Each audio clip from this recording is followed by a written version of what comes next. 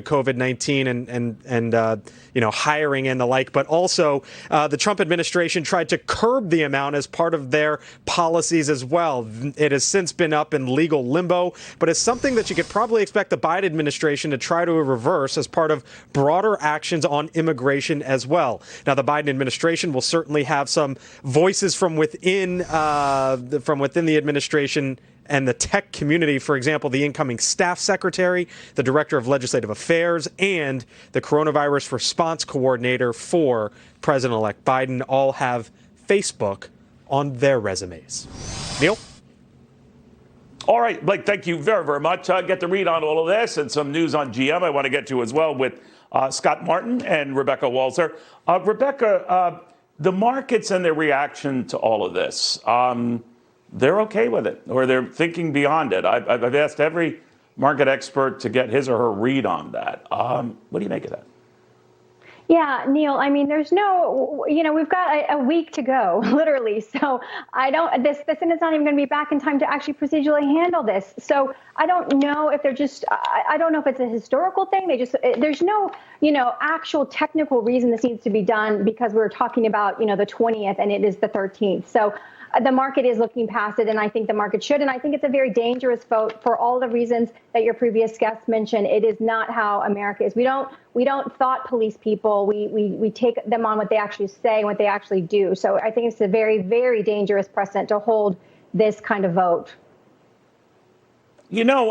Scott Martin, on the technology companies, social media more to the point, that have pounced on this as a way to rid themselves of anything or anyone related to Donald Trump. You have to wonder whether they're trying to curry favor with, Democrats who will have the run of the table, many of whom were saying, a little more than a week ago, these guys should be broken up. What happens now? What are their prospects now? They try to play their cards the best they can. And don't forget, Neil, a lot of these companies are in Kamala Harris's backyard. So that's an interesting little tussle that I am looking forward to in the next few years. But you're totally right. I mean, this is optics at this point. So given the fact that Facebook, Twitters of the world are going so far, I think what their first step is trying to earn some favor from, say, the administration and the new one coming in here with respect to maybe what they do going forward with a lot of these companies, because also, too, this Democratic Party is dependent on Silicon Valley for contributions and obviously donations. And so depending on how this plays out and how nice people play together again in that backyard, let's say, to stay with that imagery, will determine how much regulation, I think, come down on these guys. Yeah, I've heard a number of analysts say, guys, and Rebecca, I'll bounce this off you, that technology still has a place, even though it looked like it was a torrid runner that would have to slow down this year. A lot of people were saying that back in March of last year when we were tumbling.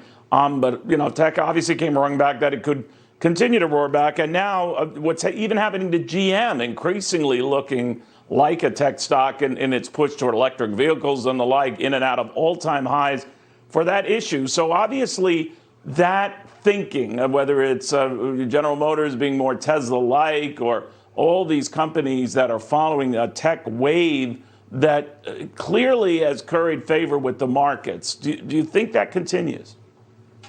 Yes, Neil, I do. I think that, GM doing this on the cusp of Elon Musk becoming the richest man in the world, just recently touched on that, is just prophetic, right? And we are entering into a 10 to 20 year period where technology, it really is the rise of the machines, the AI, the quantum computing, the things that I have seen recently unveiled that are coming to everyday use. It is scary. We need some digital bill of rights. We need some things that are going to be put into place to establish parameters. But this really is the technological age. It is here. And GM is just taking their business into that next opportunity. Would you have tech as still a large part of your portfolio, Scott, going into this year? I would. And I think Rebecca's exactly right. I mean, this is the future. This is what the market's excited about. And Neil, the great thing, yet the bad thing about the market is that technology, to her point, and even the analysts have said this, could be a decade off, frankly, before it comes to Earth. And I say that because if you look at the vehicle kind of prototype that the GM folks released, that thing doesn't even look like it belongs on Earth. That thing looks lunar at best. So the fact that those things are maybe coming down the line are things that stock investors will pay for via buying equities in these companies right now, even if they're some years away. All right. Well, years away when you're young like you guys, that's fine. For me, it's sometime next week. It's long term, but we'll see what happens. Guys, thank you both very, very much. Good health, a good year for both of you.